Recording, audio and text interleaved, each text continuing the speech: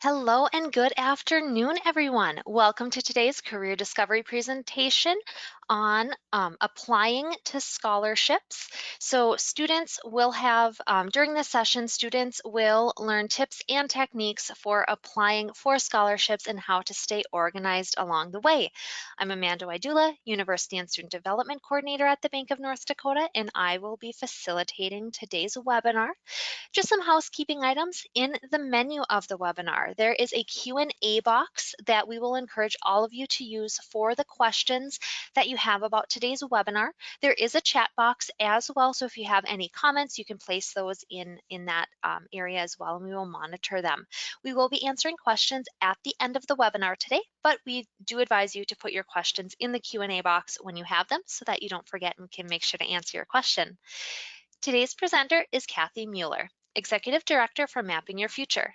Kathy is based out of Texas and has previously worked in higher education, communications, journalism, and public relations. She holds a bachelor's degree from the University of Delaware and a master's from the University of North Texas, and is often included as a source for articles on issues in higher ed and financial aid. Welcome, Kathy. Thank you, Amanda. And welcome to everyone to this webinar on strategies for making the most of your scholarship applications. And I'm going to go through some strategies today. I'm going to turn off my webcam as we go through the presentation, and then I'll turn it back on in time for the questions later on. So these are the strategies for making the most of your scholarship applications. And there are steps for each one of these strategies, and we're going to go through each one of those steps today. The first strategy is to develop a financial plan. You really have to have an understanding of the cost of your education in order to determine how much in scholarships you need to seek.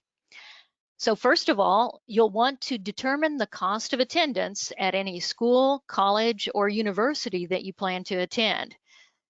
And you can determine the cost of those institutions by looking at their websites, maybe their financial aid page, or using the College Navigator provided by the U.S. Department of Education. And we'll provide a link to the College Navigator later in the presentation.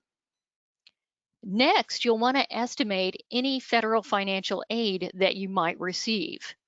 And one of the ways to determine whether or not you might be eligible for any federal need-based aid, like the Pell Grant, is to use the FAFSA forecaster. And you see the link there on the screen to the FAFSA forecaster. I do want to say, though, that the FAFSA forecaster is really only good for juniors and seniors. The reason for that is, you may have heard in December that a bill passed in the US Congress called FAFSA simplification. As a part of that, the way they calculate federal financial aid is going to be changing. So those changes go into effect in a couple of years. And so anyone who is a sophomore or younger really shouldn't be using the FAFSA forecaster to determine whether or not they'll be eligible for any need-based aid. But they will be releasing more information about how those calculations will change in the coming months.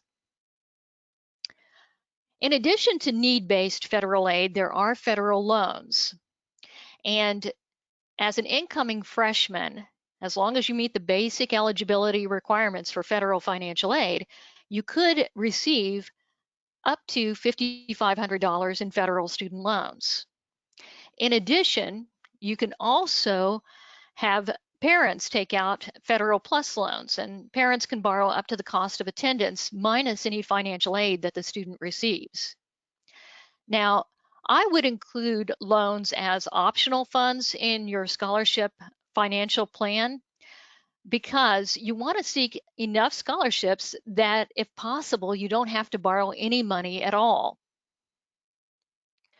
Also, you want to determine the amount of your existing financial resources. This could include any savings, or it could include 529s. Also, you'll want to include any current salary or earnings that you plan to use to help pay for your education. So if you're a student and you plan to work while you go to school, You'll want to decide how much you can budget to help pay for your education, or if your parents plan to help use current salary and earnings to help pay for your education, you'll want to include a portion of that as well. Once you have all that financial information, then you're going to set a goal to cover any unmet need with scholarships. Now that we've talked about the financials, another part of the plan, which isn't really considered financial, but it builds upon this financial plan, is that to conduct a self-assessment of your goals, your skills, your interest, and your attributes. And we'll talk about how those factors play into the scholarship application process. Before we go any further, though, on the scholarship strategies, I did want to talk about some scholarship myths that are out there. And the first of those myths is that there are a lot of scholarships that go unclaimed every year. While it is true that there are some scholarships that do go unclaimed, those are usually very specific scholarships for specific attributes, like somebody pursuing a specific career field or somebody with a specific name. In addition, sometimes a foundation or an organization doesn't award a scholarship because they found no eligible candidates for the scholarship. Or a student may not take a scholarship because they don't want to meet the requirements of the scholarship.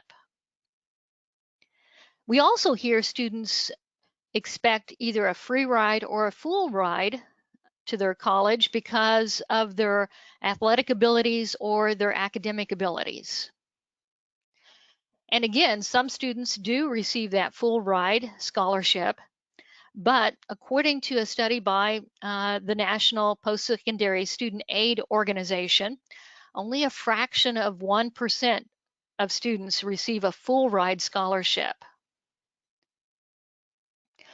The fact is that there are really just too many excellent athletes and excellent academic students for all of them to receive a full ride scholarship. However, there are plenty of scholarships for which you can apply, and those scholarships can add up. Sometimes I hear a student tell me that they don't need to worry about applying for scholarships until they are a high school senior because that's when many of the deadlines are. However, I would encourage students to begin the scholarship search as early as possible. You want to find out what scholarships will fit those attributes that we talked about earlier, and also understand all the requirements of those scholarships, because that way you can prepare and make sure that you meet all those requirements by the time you're a high school senior. We know that scholarships do take a lot of work, and sometimes students think that small scholarships aren't worth pursuing because of the time. However, small scholarships, again, do add up. And so it is worth pursuing those scholarships. And also, there are benefits that go beyond the financial reward.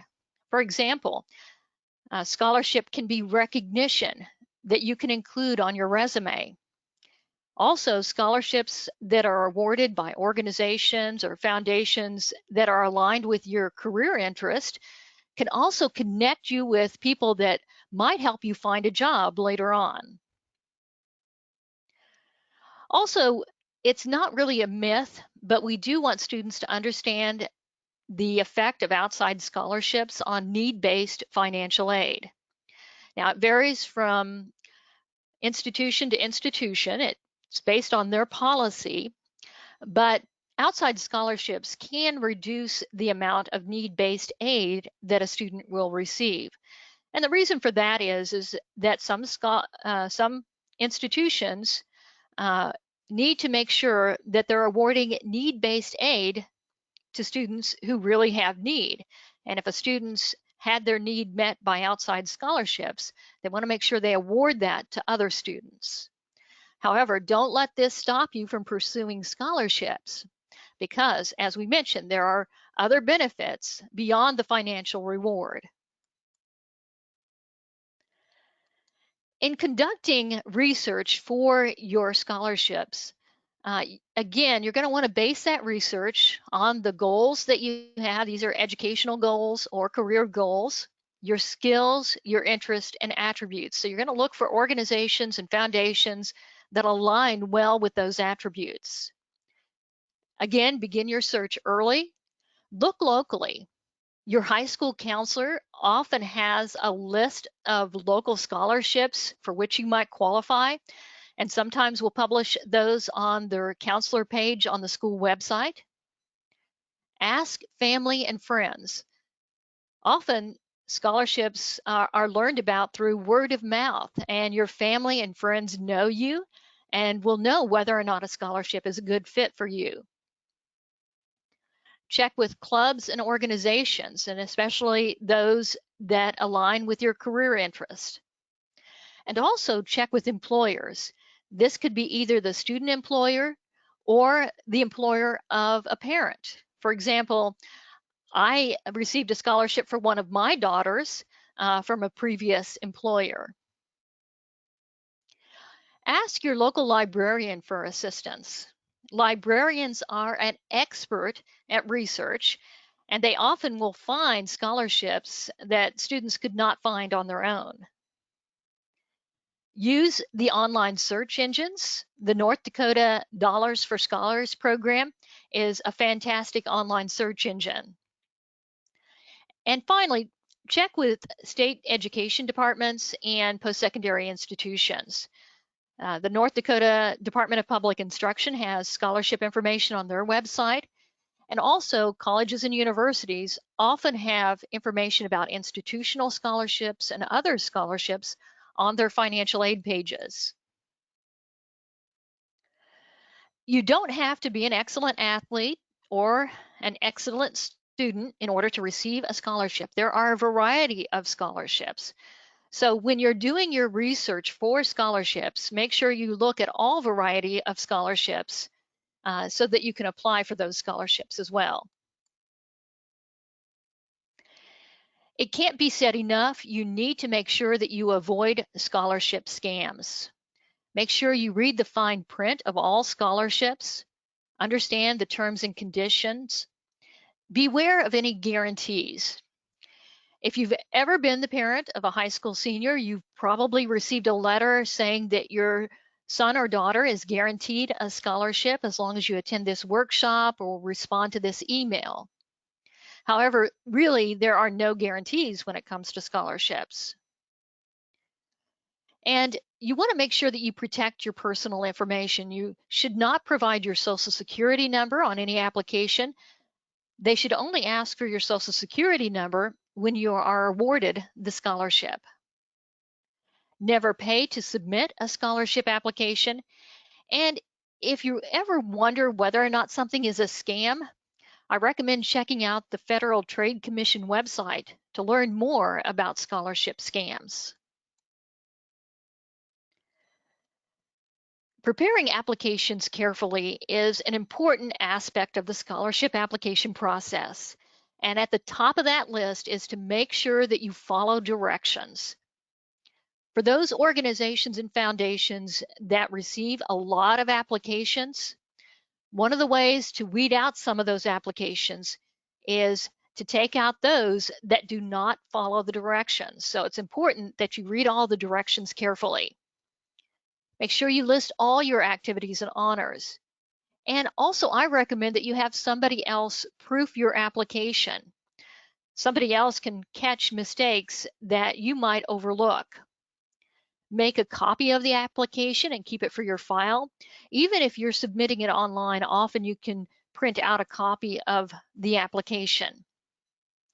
Make sure you follow all of the deadlines, and we have a scholarship tracking sheet that will help you keep track of those deadlines. And then also choose references that know you well. And we're going to talk a little bit more about choosing references in just a moment. Sometimes students will tell us they don't have time to complete scholarship applications. And I understand students are busy and scholarship applications do take a lot of work. However, I think it's time well spent. One recommendation is that students should treat the scholarship application process as if it were a job. So for example, if you spend 10 hours applying for scholarships and you win just one $1,000 scholarship, that's like earning $100 an hour. So in my mind, it's time well spent. There are a number of documents you're going to need as you fill out scholarship applications, and we include a list here on the screen for you. It's a good idea to get organized beforehand and gather up all of these documents so they'll be easy to reach when you need them. And you're going to need all of these documents more than likely in the college admission process, so it's a good idea to gather them up. A couple of applications that you may be required to complete for applications are the FAFSA and the CSS Profile. The FAFSA is the free application for federal student aid. And note I said the word free. You should never pay to complete the FAFSA. And the FAFSA is the application for federal student aid, but it is also used by other organizations for their scholarship applications. Many state organizations use it. Many institutions, colleges, universities, and schools will use the FAFSA for their applications. And even private foundations and organizations will use FAFSA information for their scholarship application process. If you haven't completed the FAFSA, you can go to fafsa.gov or studentaid.gov. In addition to the FAFSA, students may be asked to complete the CSS profile. Now, there is a fee for the CSS profile, but students who have need can request a waiver to not be charged a fee for that CSS profile. Whether or not you need to fill out a CSS profile, it will vary from school to school. So you need to check with the institution that you plan to attend to see if they require the CSS profile. The CSS profile is similar to the FAFSA, but it asks for more financial information. And it's used by colleges and universities to determine eligibility for some institutional scholarships.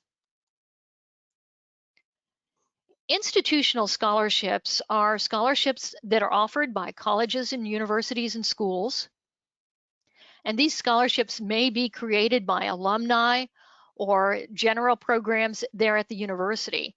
And they have a variety of different institutional scholarships for entering students, students who are returning to school, transfer students.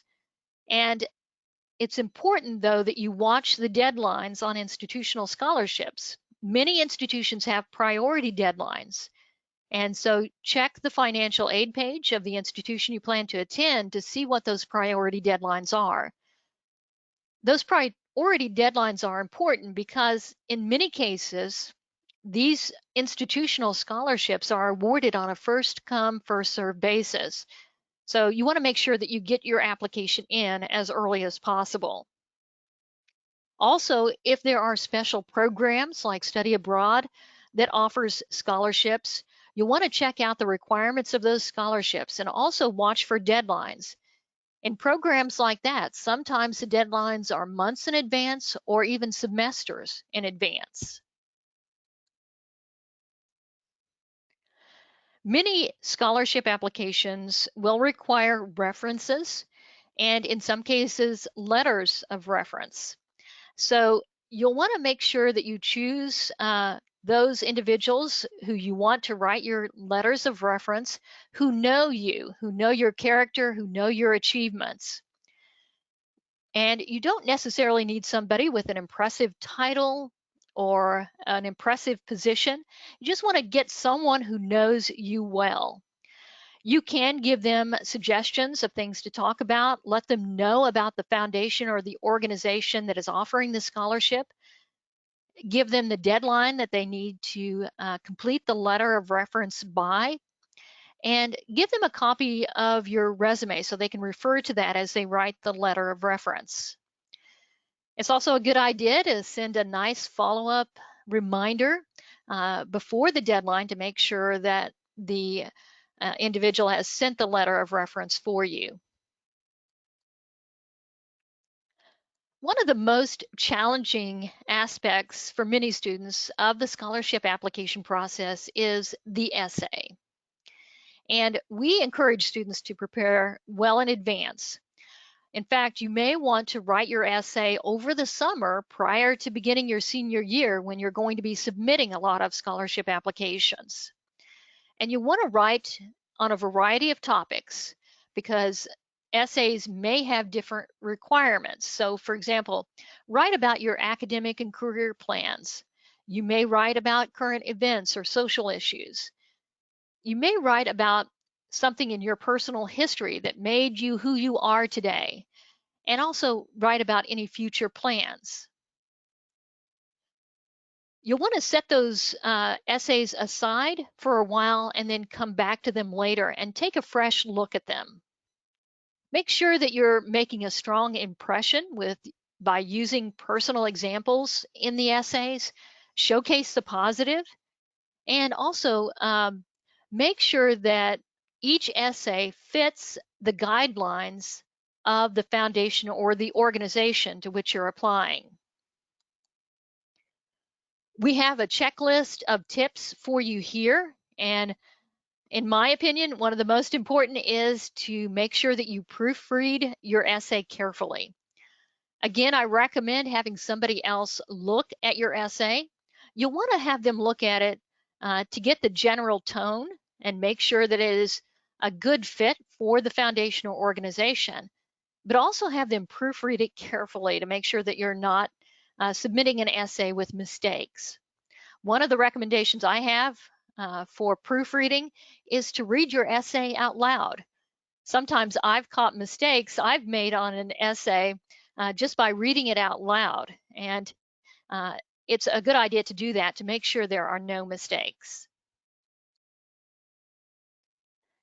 Some scholarships will require an interview or a presentation, and we have some recommendations for that. And one of those is to bring your accomplishments portfolio to the interview or presentation. We'll talk a little bit more about what is included in an accomplishments portfolio in just a moment. Make sure that you dress professionally and practice. I encourage students to role play. Have a parent or a brother or sister ask you potential questions for the interview and practice those answers so you'll be prepared. Know your audience and prepare your answers and your presentation as appropriate for that foundation or that organization.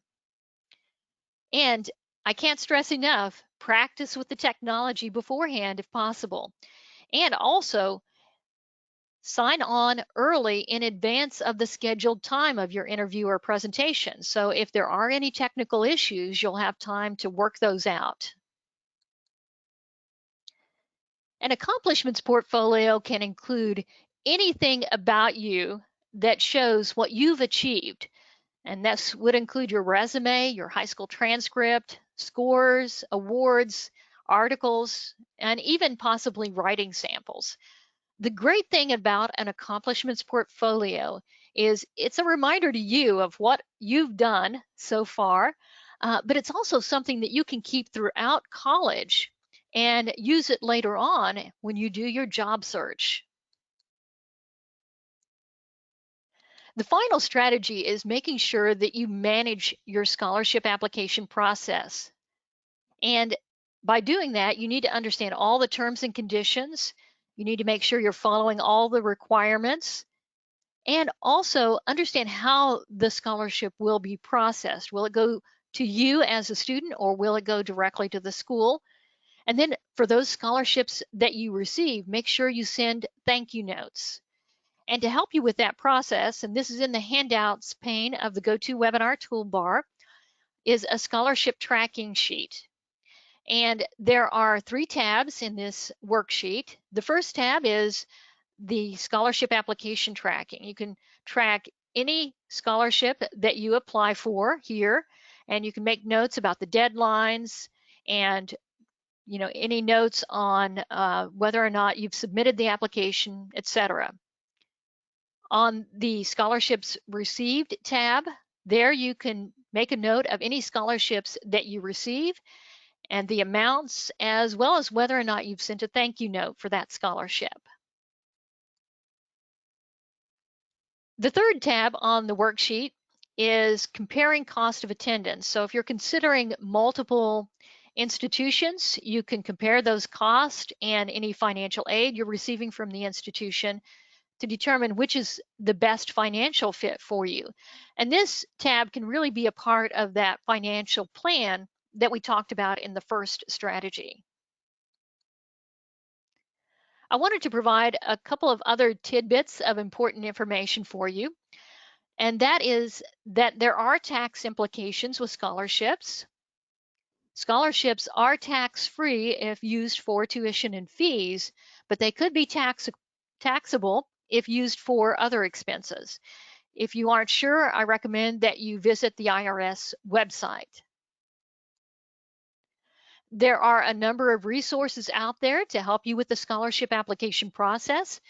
One of the best, of course, is the Bank of North Dakota, and you see the link to their website. I mentioned the College Navigator earlier, provided by the U.S. Department of Education. Also, Federal Student Aid has information about federal financial aid programs. At Mapping Your Future, we provide a variety of information. And then I list here a few of the scholarship search engines. We don't have any verification of these search engines. We just know that these are very popular ones. And so they might be ones that you want to check out. One of the other recommendations we have for you if you're using scholarship search engines is to create a specific email address for the scholarship search process. The reason for that is you can register that email with the scholarship search engines, and then if a scholarship comes up that matches your profile, you're more likely to see that email in that special email address if it's not mixed in with your other regular inbox. And with that, Amanda, I'd like to see if there are any questions. All right, so attendees, if you do have any questions, you can go ahead and place them in the questions box, or I suppose if you would prefer to put them in the chat feature, you may absolutely do that. We haven't had any questions throughout the webinar, but I do want to invite anybody who's listening to pop any of those questions in at this time. We just have a few minutes left, so we want to make sure to get your questions answered if you have them. On the last slide, Kathy did mention that Dollars for Scholars is a resource, and I just wanted to toss it out there. Next Tuesday, our next Career Discovery webinar is next Tuesday, March 2nd. Wow, it's March already next week at noon Central Standard Time. So it'll be another 30-minute webinar at noon next week on creating a profile and applying for North Dakota Dollars for Scholars scholarships. And like Kathy said, in the webinar, it's not just senior students who should be searching and applying for scholarships. So we invite, seniors as well as juniors and under to come to that as well, just so they can learn how to start getting their profile completed. All right, Kathy, we are not seeing any questions. You were clearly so thorough that you covered everything. So, all right. Well, thank you so much, everyone, for joining us today. Thank you, Kathleen, for lending us your expertise on scholarships. And again, our next Career Discovery webinar is next Tuesday, March 2nd at noon on North Dakota Dollars for Scholars scholarships. You can register for that webinar and all future Career Discovery webinars on the Career Discovery tab on our Career Compass website. We have quite a lineup for this spring. We're very excited about it. All right, everyone, thank you so much, and we will see you next time. Bye.